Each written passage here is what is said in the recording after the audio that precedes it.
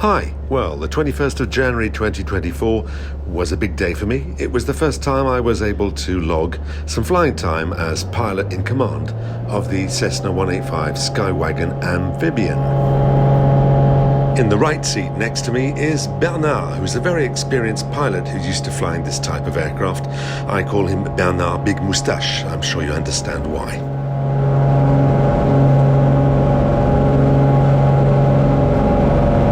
So straight after takeoff, it's gear up, flaps up, deal with the engine parameters and the constant speed propeller.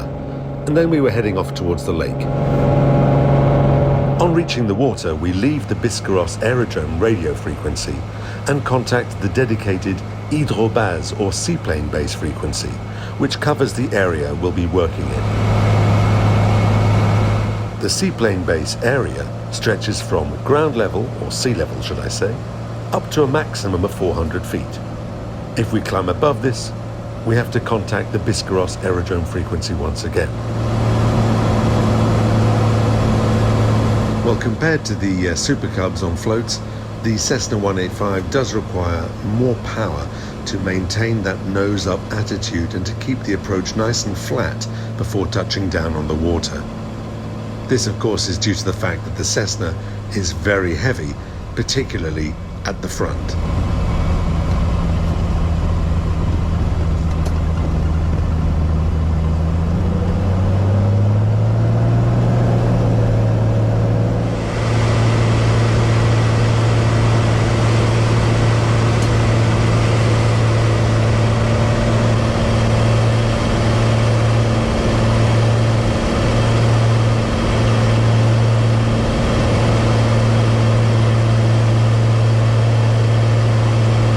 Well, my first splashdown wasn't bad, and the second one was a real greaser.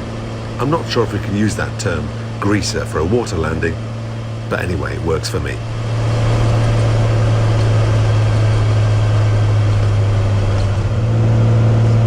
I then put the aircraft on the step to taxi a bit faster and get us closer to the slipway.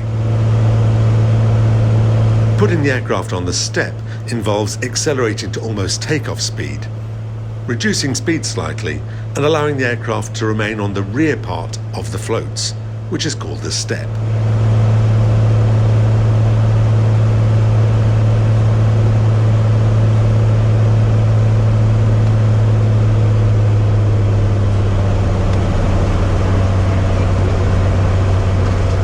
Once we get to within 300 meters of the shoreline, we have to reduce our speed.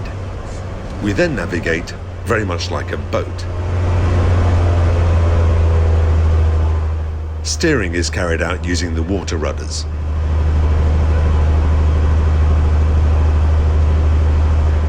I extended the gear as we approached the slipway.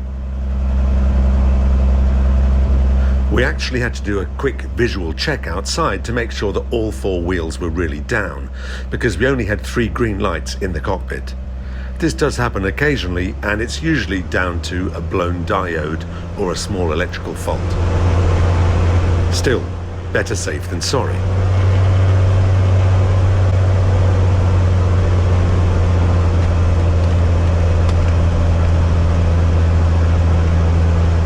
One thing I wasn't expecting was the long, wet grass, and so, inevitably, we got slightly stuck. What I was intending to do was to turn the aircraft fully round, so we were pointing in the right direction down the slipway, ready for when we wanted to move away again.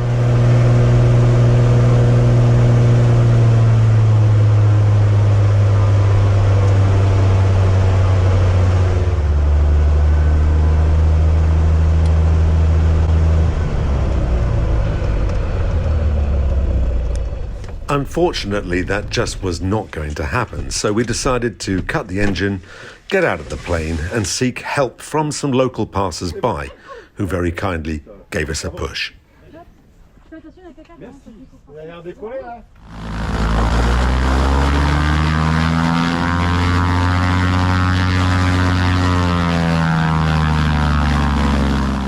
Once that was sorted, we were able to get back in the water and back in the air.